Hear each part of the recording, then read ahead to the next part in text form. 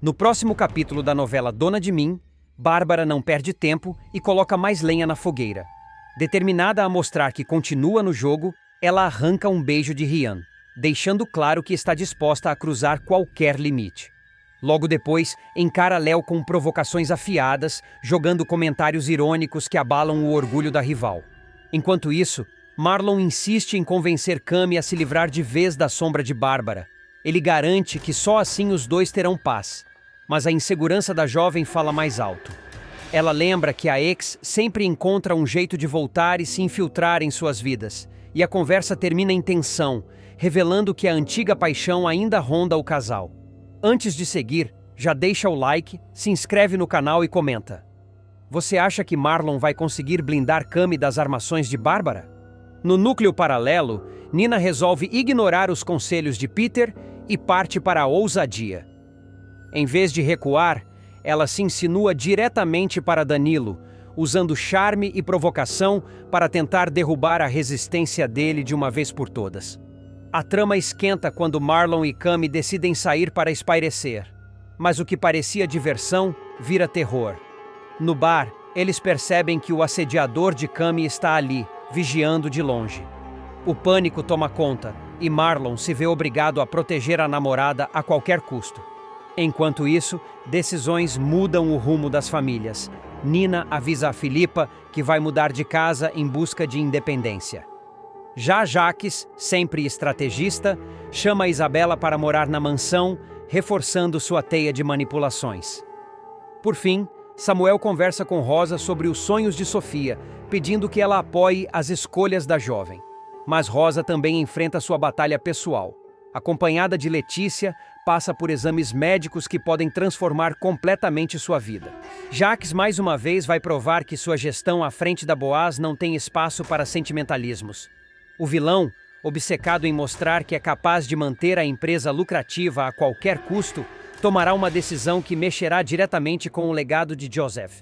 As revistinhas impressas que sempre acompanharam os lançamentos da marca.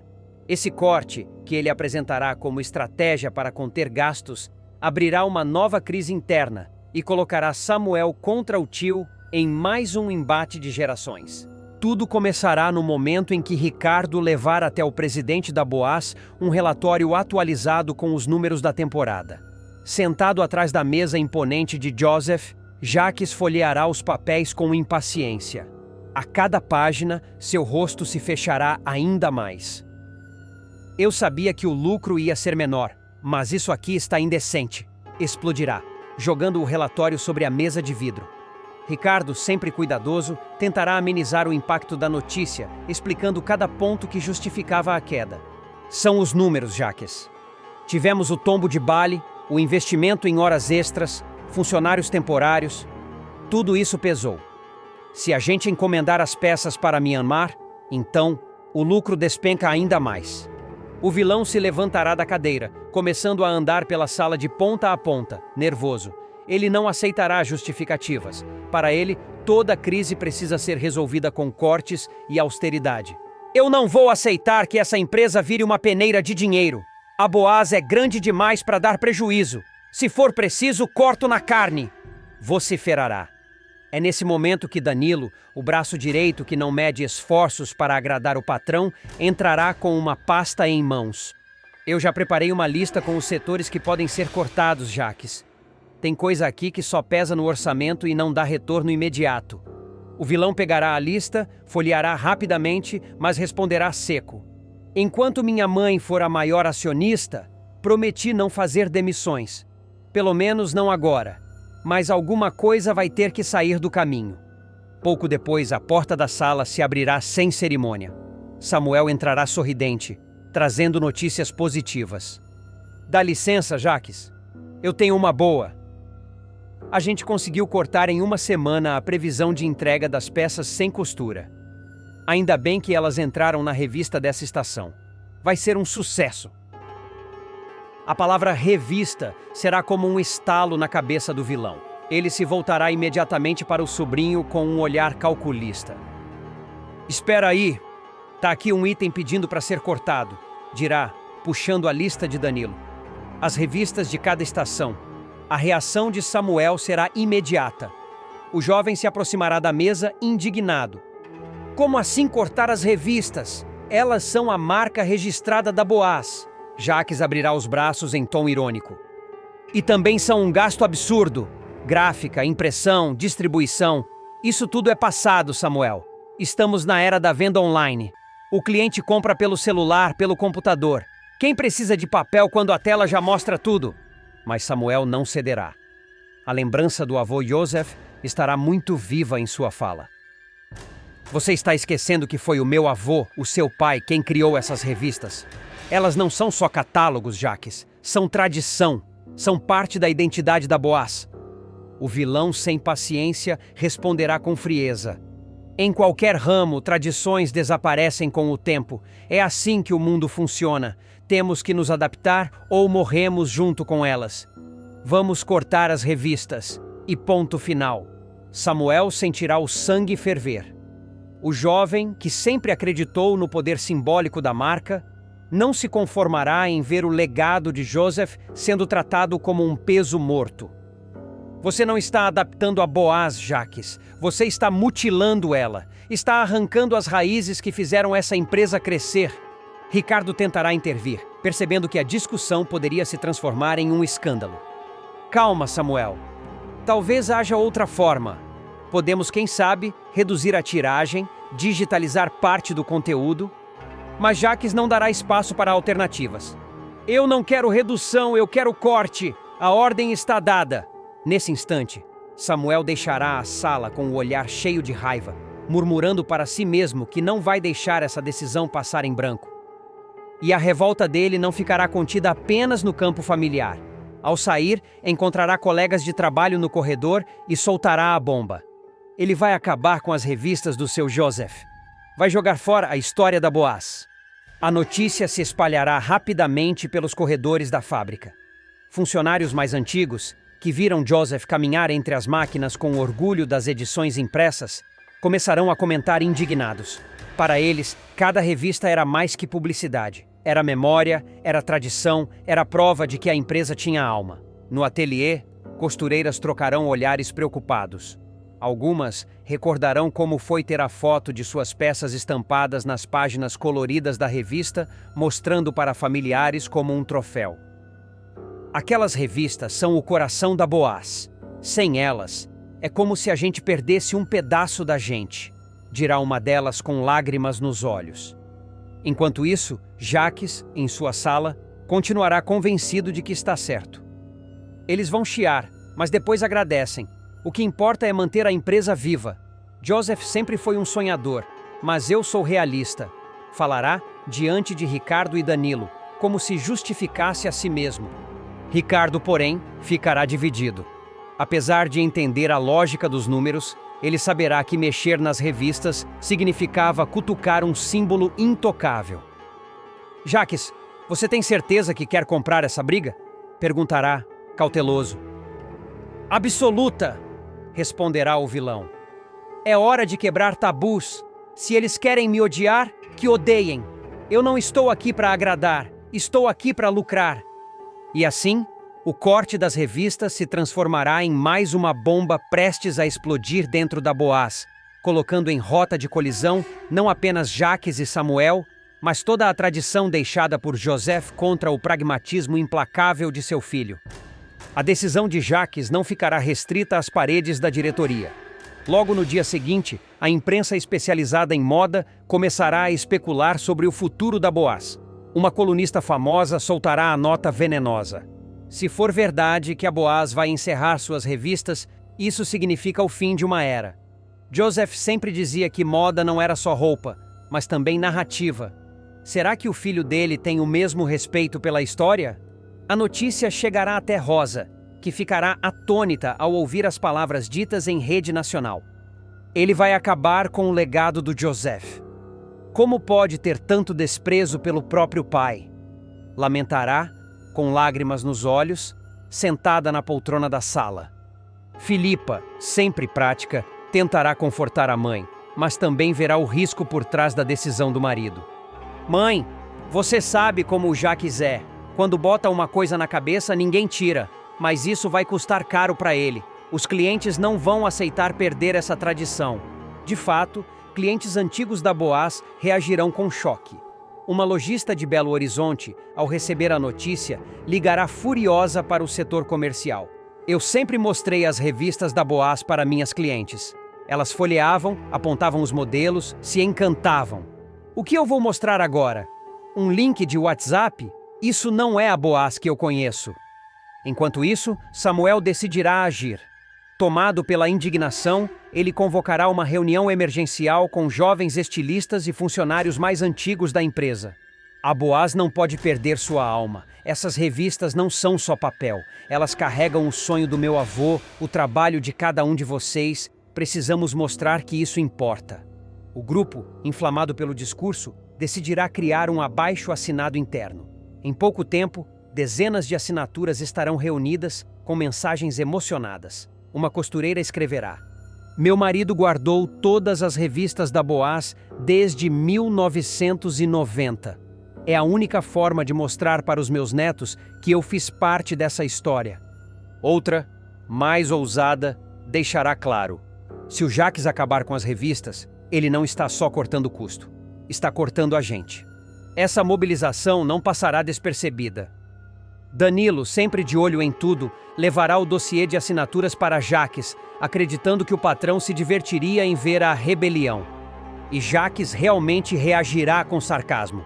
Olha só, um manifesto sentimental. Acham que lágrimas pagam as contas? Muito bonitinho, mas aqui quem decide sou eu. Samuel, ao saber da resposta do tio, perderá o controle e invadirá mais uma vez a sala da presidência. Você fala em contas, em lucro, em cortar custo, mas nunca fala em pessoas, Jacques. A Boaz não é só número. Meu avô sabia disso. E é por isso que ele construiu um império. Você, com essa frieza, só vai deixar ruínas. O vilão, sentado na cadeira do pai, olhará fixo para o sobrinho e soltará a frase que ecoará como uma sentença. Joseph era um sonhador. Eu sou um sobrevivente. Essas palavras serão como uma punhalada em Samuel. Ele sairá transtornado, decidido a procurar a avó Rosa e contar tudo. Rosa ficará inconsolável, lembrando-se de uma conversa antiga com Joseph. Flashback. Joseph, em um jardim florido, mostrava para Rosa a primeira revista lançada pela Boaz. Isso aqui não é só propaganda, Rosa. É memória, é poesia. Quero que cada edição seja como um retrato da alma da Boaz. De volta ao presente, Rosa enxugará as lágrimas e olhará para Samuel. Promete que não vai deixar o legado do seu avô morrer, meu filho. Promete para mim. O jovem assentirá, cheio de determinação. Danilo será envolvido em uma situação inesperada que colocará sua vida sentimental de cabeça para baixo. O rapaz, até então marcado por seus erros do passado, pelo envolvimento em tramas pesadas, ao lado de Jacques e pelo peso de suas próprias culpas, acabará rendido pelo charme ousado de Nina. A jovem, com sua língua afiada e seu jeito provocador, não terá medo de se aproximar, desafiar e até desestabilizar o ex-motorista. A aproximação começará de forma aparentemente inocente, mas logo ganhará contornos de tensão e desejo. Nina, recém-chegada de uma noite de diversão com Peter, abrirá o coração para o amigo ao revelar que, apesar da diferença de idade e da fama de encrenqueiro, sente atração por Danilo. Ela não só confessará essa vontade, como pedirá diretamente que Peter seja seu aliado na conquista. Peter, entre o constrangimento e a surpresa, tentará disfarçar o incômodo, mas no fundo ficará com a pulga atrás da orelha. Afinal, ele conhece bem o temperamento explosivo do irmão e sabe que, se Danilo resolver corresponder, as consequências podem ser imprevisíveis. Ainda assim, ele atenderá ao pedido da amiga e a deixará no mesmo ambiente que Danilo, armando sem querer o terreno para uma das cenas mais polêmicas da trama. Quando Danilo chegar em casa, cansado e irritado, não terá paciência para a visita inesperada.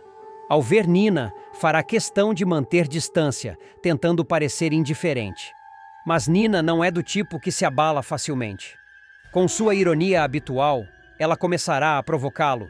jogando charme e comentários ácidos, até arrancar dele pequenas reações. "Você fica mais bonito quando está com raiva, sabia?" disparará Nina, rindo do olhar de reprovação dele. Danilo retrucará de imediato, mantendo a pose de quem não se deixa levar. "Bonito? Você não sabe nada da minha vida, garota. Melhor não brincar com fogo." A provocação, no entanto, só deixará Nina ainda mais interessada. Sentindo que Danilo foge de qualquer aproximação, ela resolverá testar seus limites. Com a ousadia que herdou da mãe, Filipa, a jovem o desafiará de maneira direta, chamando-o de frouxo quando ele recusar um simples beijo de boa noite. O xingamento atingirá em cheio o ego de Danilo, que sempre se preocupou em mostrar força, virilidade e poder, especialmente depois de ter passado por tantas humilhações e de carregar a marca de capacho de Jaques. Ao ouvir a palavra frouxo, algo se acenderá dentro dele. Sem pensar muito, o rapaz a puxará de repente e, num gesto impulsivo, a beijará com intensidade. O clima, até então carregado de provocações e ironias, se transformará em pura tensão. Nina corresponderá imediatamente, segurando o rosto dele com firmeza, provando que não estava brincando. Danilo, por sua vez, se deixará levar pelo calor do momento, mesmo sabendo que está atravessando uma linha perigosa. Assim que o beijo terminar, ambos ficarão em silêncio por alguns segundos. Nina sorrirá de canto, vitoriosa, enquanto Danilo tentará recuperar o controle. "Não devia ter feito isso", resmungará ele, passando a mão pelos lábios. "Não reclama, não! Você queria tanto quanto eu", rebaterá Nina, com um brilho malicioso no olhar. Antes que o carro de aplicativo chegue, Nina ainda o cutucará mais uma vez. "Viu só? Não é pedido de casamento, é só química, e você não é nada frouxo, afinal." Danilo, atônito, não responderá. Apenas haverá se afastar, deixando no ar uma mistura de culpa, desejo e confusão. No dia seguinte, os dois voltarão a se encontrar casualmente na padaria do bairro, mas Danilo decidirá fingir que nada aconteceu. Tentará agir como se o beijo tivesse sido apenas um lapso, uma reação impensada, algo que não merece ser lembrado. Nina, por outro lado, não permitirá que o momento seja apagado com tanta facilidade.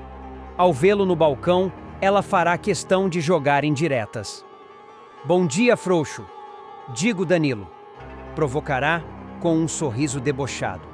Ele fechará a cara imediatamente, olhando em volta para ter certeza de que ninguém ouviu.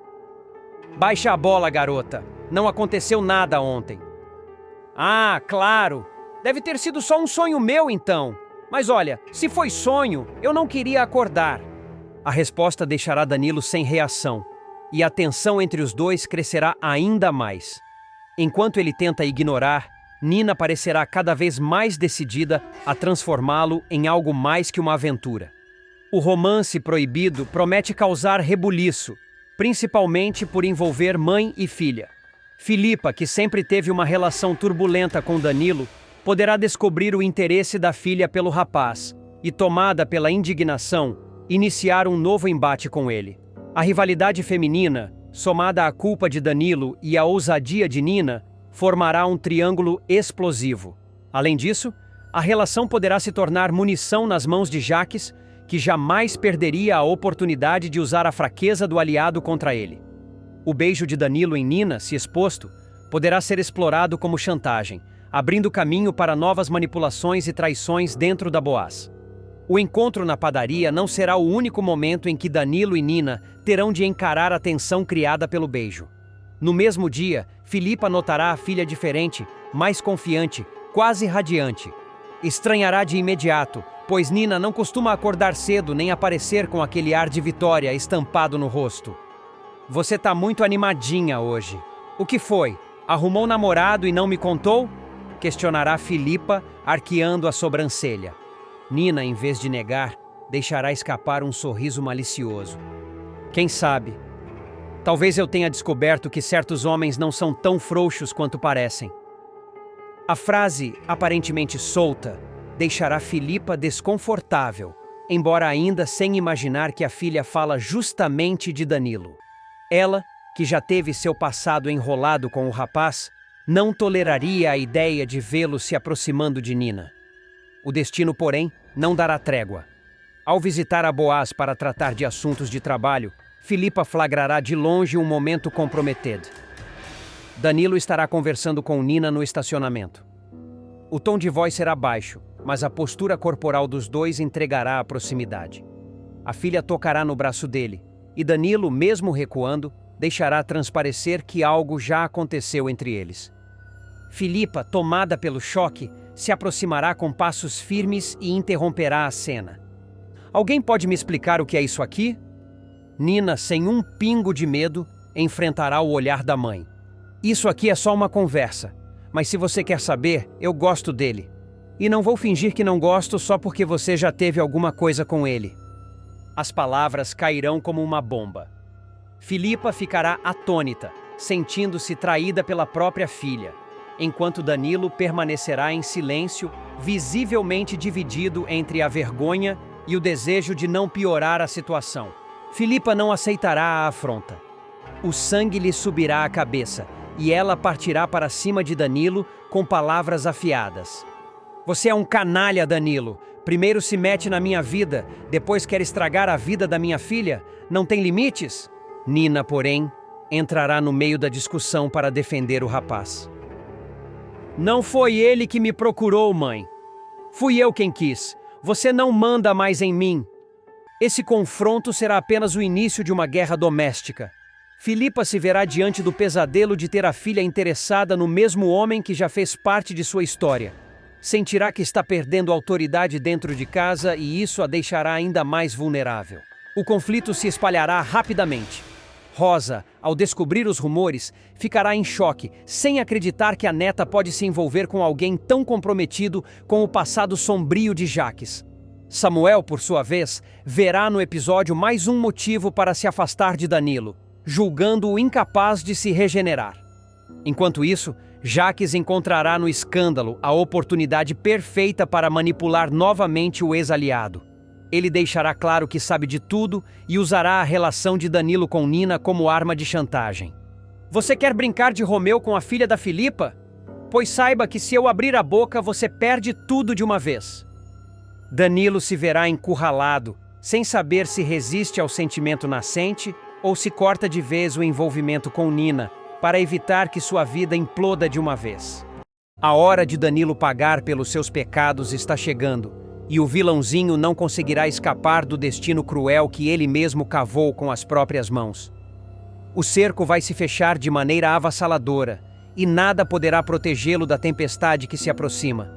Nos corredores escuros de sua mente, já não há espaço para a arrogância de antes. O garoto mimado, que se acostumou a zombar da dor alheia, será encurralado pela própria consciência e pelos inimigos que colecionou ao longo de sua jornada sombria.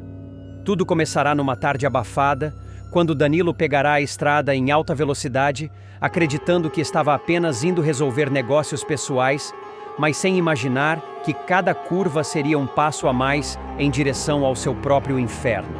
O vento soprava forte contra o para-brisa, e a música alta do carro contrastava com o silêncio pesado do seu interior.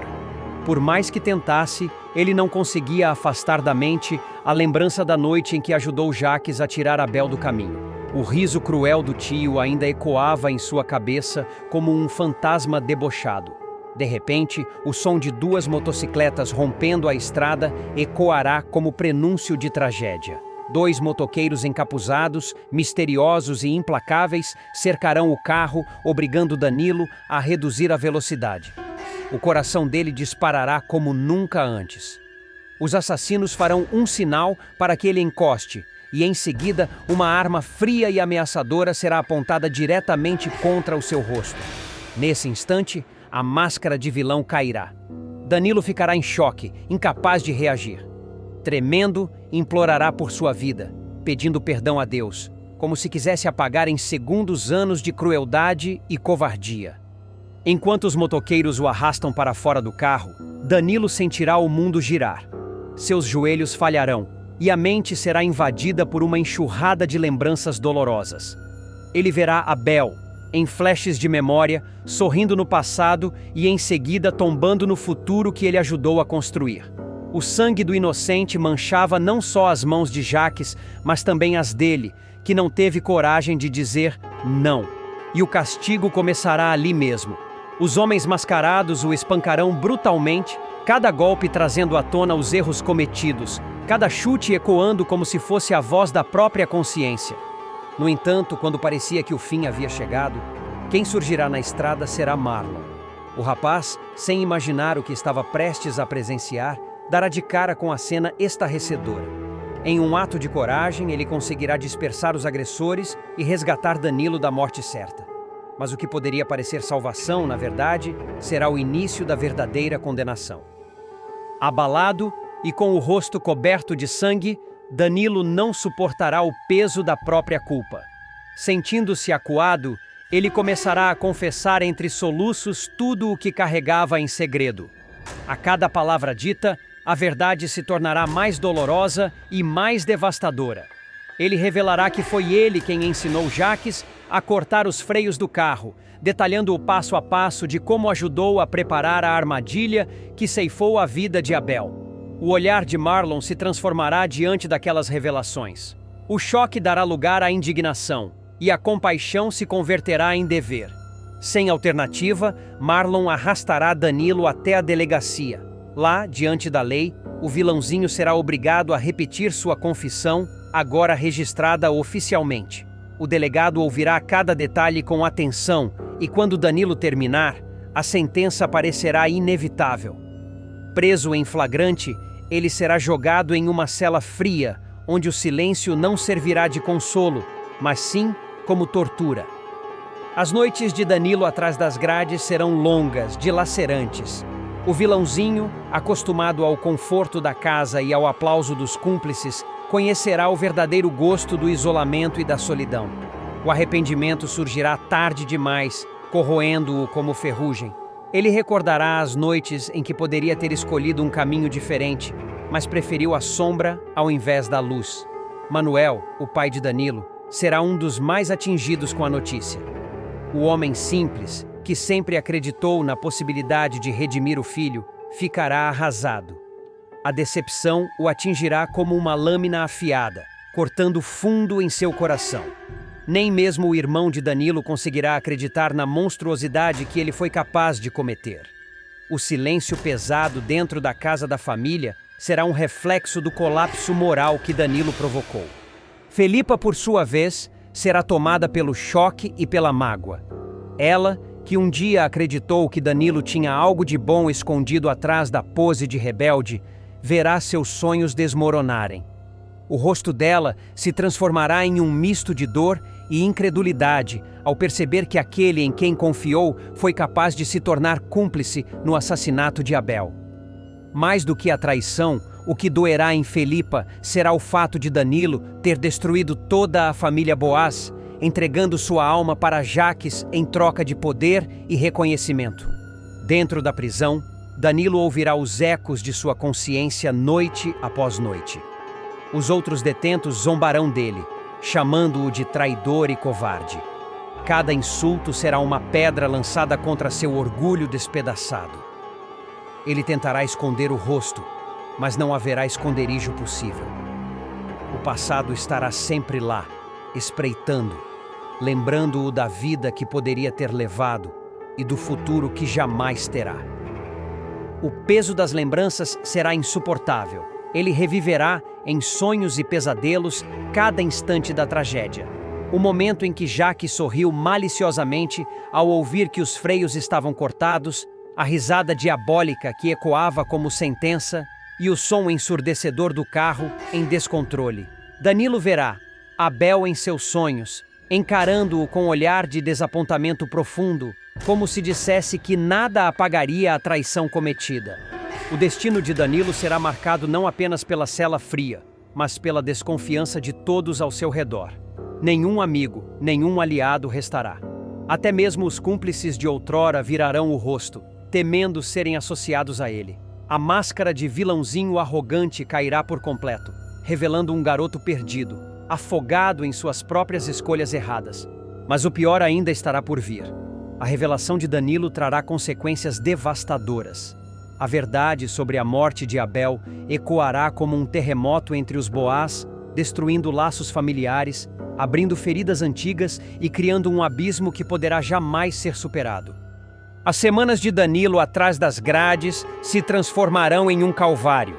O vilãozinho, acostumado a bancar o dono da verdade, será colocado em seu devido lugar pelos outros presos, que farão questão de lembrá-lo todos os dias de sua covardia. Alguns o ameaçarão, outros zombarão de sua fragilidade, e o medo se tornará o único companheiro fiel em suas noites insones. O silêncio da cela será quebrado apenas pelos gritos de outros detentos e pelo ranger das grades que se fecham como se fosse o som de uma sentença eterna. Danilo, antes arrogante e debochado, passará a se encolher no canto, coberto por um cobertor puído, tentando se esconder não dos homens, mas dos fantasmas que o perseguem. Enquanto isso, fora da prisão, a notícia de sua prisão se espalhará como fogo em palha seca.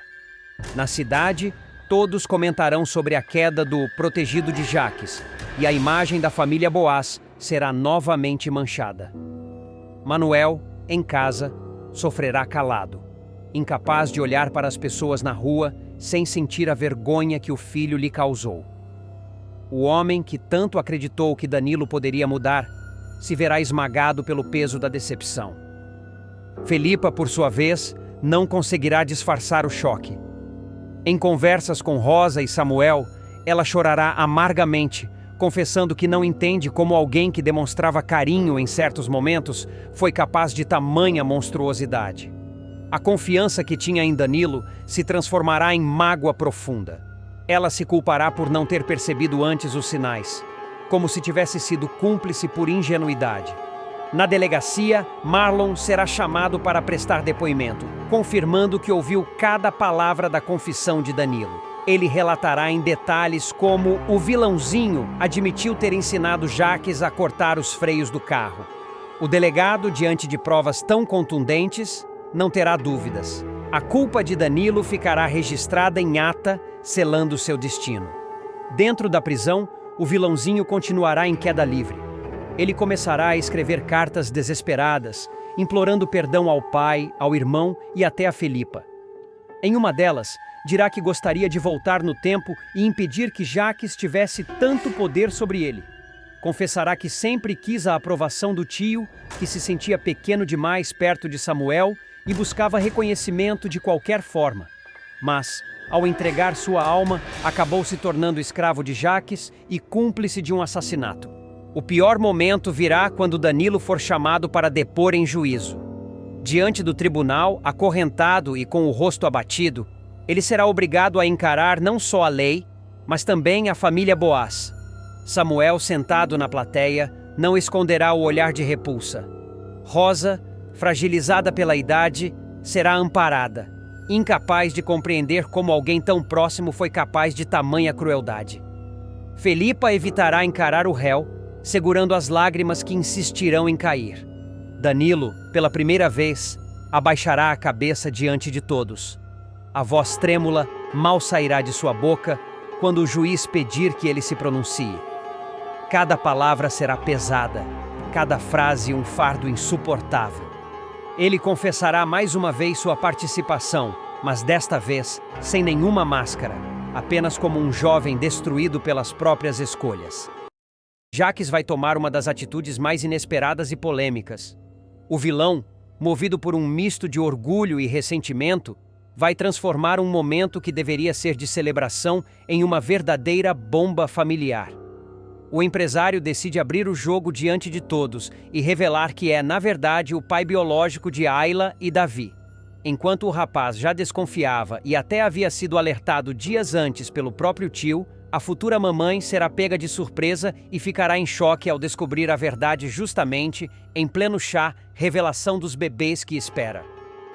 Convencido de suas suspeitas, Jaques não descansou até confirmar sua versão. Ele manda materiais genéticos seus e dos possíveis filhos para um laboratório particular, chegando a pagar uma quantia alta para agilizar o resultado. A ansiedade o corrói, mas a convicção de que Abel jamais poderia ter gerado descendentes o fortalece. Afinal, Jacques já tinha conhecimento do diagnóstico de esterilidade do irmão, mas queria a prova científica incontestável de que os dois jovens são, de fato, frutos do romance proibido que viveu com Olivia, a primeira esposa do empresário. Os dias que antecedem a festa de Ayla são marcados por tensão.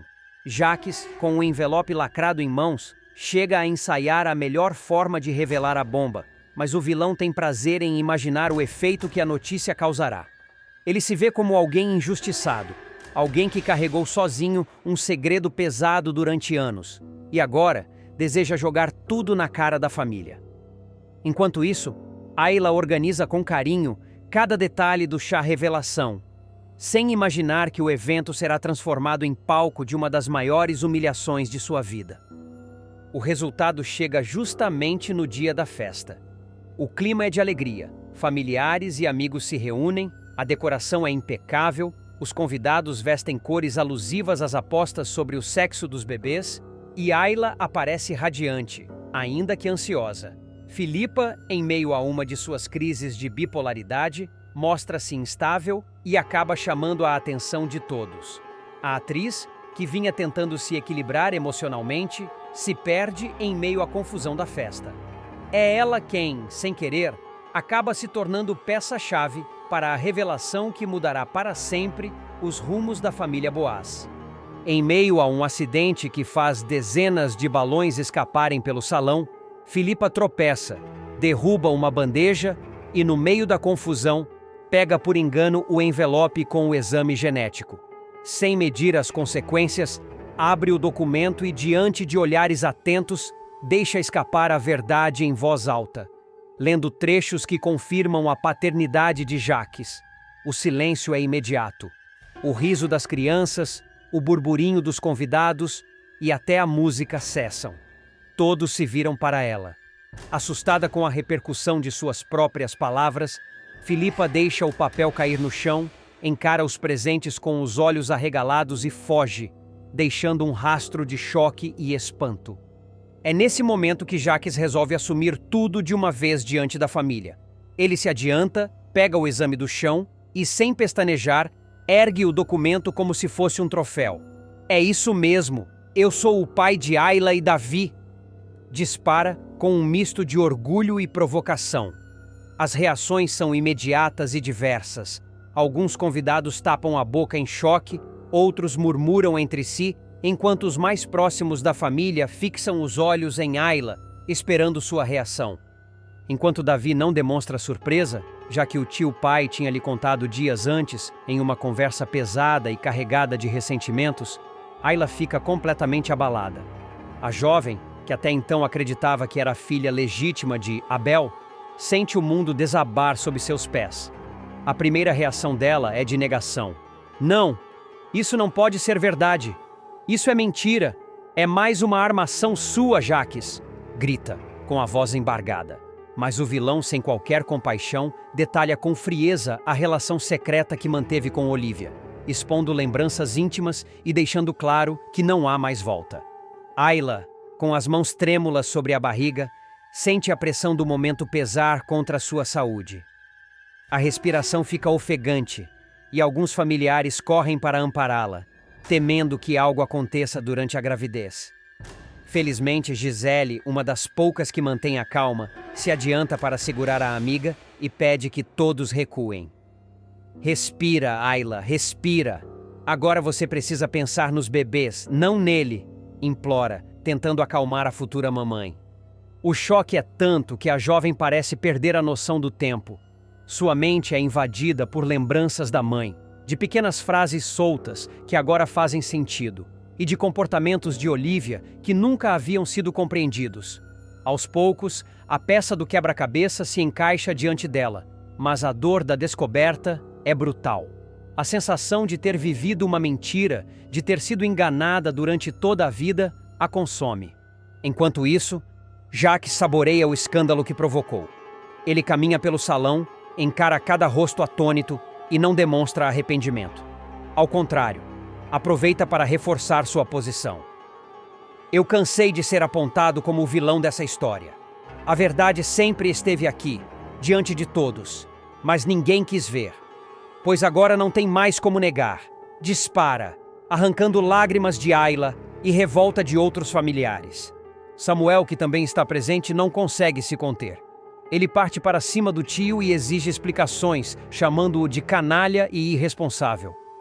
O clima esquenta e o confronto físico quase acontece, mas outros convidados tentam apartar os dois. A tensão é insuportável. O que deveria ser uma manhã de celebração se transforma em uma das cenas mais caóticas já vividas pela família Boaz. O clima só piora quando Davi, visivelmente dividido entre o ressentimento e a aceitação, decide confirmar a versão de Jaques. É verdade. Ele já tinha me contado. Eu sou filho dele, diz com a voz firme, mas o olhar perdido, como se estivesse falando algo que ainda não conseguiu digerir. A frase é como uma nova facada para Ayla, que sente o chão desaparecer. No meio da confusão, Rosa, mesmo fragilizada por sua condição de saúde, tenta se impor. A matriarca pede silêncio e ordena que Jaques deixe a festa imediatamente, mas o vilão se recusa. Ele insiste em permanecer, alegando que tem tanto direito de estar ali quanto qualquer outro. A situação fica insustentável e a festa chega ao fim em meio a lágrimas, acusações e uma família completamente despedaçada. O ambiente após a revelação permanece carregado, como se cada olhar fosse uma acusação silenciosa. Os convidados, constrangidos, se retiram aos poucos, murmurando entre si sobre o escândalo. A notícia começa a se espalhar rapidamente, já que alguns presentes registraram a confusão em vídeos e fotos. Em poucas horas, a tragédia íntima da família Boaz já estará circulando pelas redes sociais, trazendo ainda mais dor e humilhação para Ayla. Enquanto todos tentam digerir o impacto, Ayla se refugia em um dos quartos da mansão. Gisele permanece ao seu lado, segurando sua mão com firmeza e incentivando-a a manter a calma. Mas a futura mãe não consegue conter as lágrimas. Eu sempre achei que minha mãe tinha segredos, mas nunca imaginei isso. Rosa, mesmo debilitada, intervém com a força que ainda lhe resta. Ela exige que Jaques respeite a casa e ordena que ele deixe o local imediatamente. A matriarca, com a voz firme apesar do tremor, encara o filho com uma mistura de tristeza e decepção. Você destruiu o pouco que restava de união entre nós. Já não é mais bem-vindo aqui, sentencia. Mas Jaques, em vez de se abalar, sorri com sarcasmo. Pode me expulsar da sua sala, mãe, mas não pode me tirar da história dessa família. Eu estou gravado no sangue deles e isso ninguém pode apagar.